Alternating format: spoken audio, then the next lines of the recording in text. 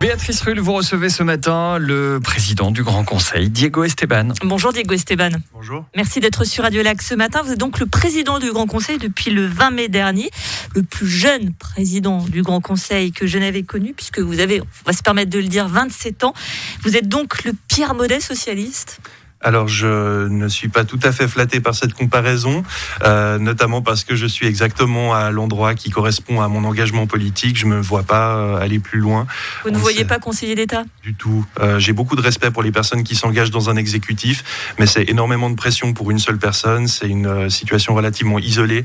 Et puis, j'avoue que j'ai quand même encore un peu envie de vivre, découvrir les joies de la vie en société avec mes amis et ne pas être pris par un plus que plein temps à gérer des dossiers souvent complexes dans un travail qui est parfois relativement ingrat. Je pense qu'il faut quand même reconnaître que les conseillers d'État font preuve d'un dévouement assez énorme pour la société, pour l'État, pour la vie commune. Jeune donc, mais pas une femme, et ça a été reproché au Parti Socialiste il y a un an, qui a mis de côté votre collègue Nicole Valiquer-Gricouccio pour vous faire une place. Ça met quand même un peu à mal le côté progressif et féministe dont se targue le Parti Socialiste genevois, de grands et beaux discours, mais dans les faits, bien ancrés dans un monde politique masculin. Et cette discussion, elle est parfaitement logique. Après, le Parti Socialiste n'est pas en reste sur cette thématique dans les 7 dernières présidences socialistes. Mais dans les actes, il l'est finalement un peu. Pardon ? Dans les actes, il l'est finalement un peu. Tout à fait, mais dans les 7 dernières présidences socialistes du Grand Conseil, il y en avait 6 féminines. Donc le Parti Socialiste a contribué à féminiser cette fonction, mais il ne peut pas être la seule variable d'ajustement pour la présence des femmes dans les postes à responsabilité. Au-delà du critère du sexe, il y a aussi le critère de l'âge. Je fais quand même partie d'une catégorie d'âge qui est souvent largement sous-représentée dans les instances politiques, et puis c'est sur ce critère-là que le groupe a décidé de miser cette fois-ci. La population genevoise vous connaît, pardonnez-moi, relativement peu tout de même. C'est quoi le style Diego Esteban ? Un style relativement flegmatique, bienveillant, respectueux, à l'écoute. Et je pense que, mis à part ça, c'est très bien que le monde politique genevois soit relativement inconnu de la population. Ça nous évite un peu le syndrome de la superstar qui peut nuire à la qualité. Vous n'avez pas des hordes de fans et de filles qui hurlent en courant derrière vous, ce que vous nous dites. Non, et ça me va parfaitement. Diego Esteban n'est pas une rockstar, mais bien président du Grand Conseil. Et quand on est président, on doit aussi, et c'est la force de la fonction, se mettre tout de même un peu en retrait, peut-être plus dans la nuance. Vous, on le sait, vous êtes quand même quelqu'un de très engagé. Dernièrement, vous avez pris une position forte concernant les sans-papiers à Tonnay. Est-ce que c'est typiquement le genre d'engagement que l'on doit mettre un peu en sommeil quand on occupe ce type de position ? Oui, c'est naturel.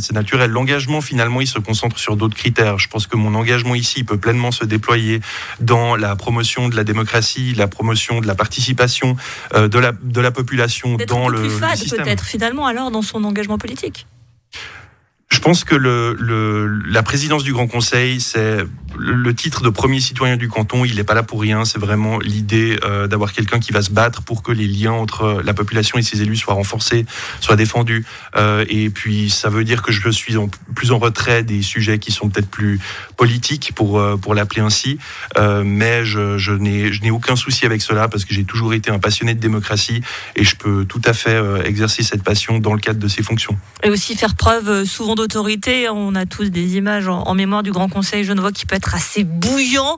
On imagine que certains qui sont des vieux loups de la politique genevoise, il faut aussi savoir les maîtriser. C'est pas forcément évident. Même si vous avez une carrière plutôt imposante. Non, je pense que le principal problème, c'est les élus qui n'ont pas besoin de micro pour se faire entendre de l'Assemblée, parce que peu importe l'état d'activation du micro, on va les entendre. Mais non, j'ai beaucoup de respect pour ces personnes qui ont beaucoup animé la politique genevoise. L'idée n'est pas de les combattre, mais c'est plutôt de les aider à s'intégrer dans un débat qui est respectueux de toutes les voix qui s'expriment à l'intérieur. Un mot tout de même du Conseil d'État qui est passé une majorité de gauche. Vous êtes socialiste. Vous allez mettre la pression pour qu'il y ait des faits concrets. Alors je pense que le président du Grand Conseil, il est plus là pour assurer la bonne marche des affaires parlementaires. Les impulsions politiques qui peuvent venir de part et d'autre restent de la responsabilité des groupes parlementaires.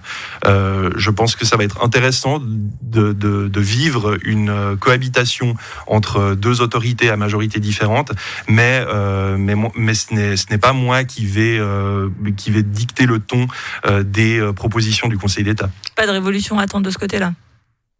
On verra, on peut être surpris.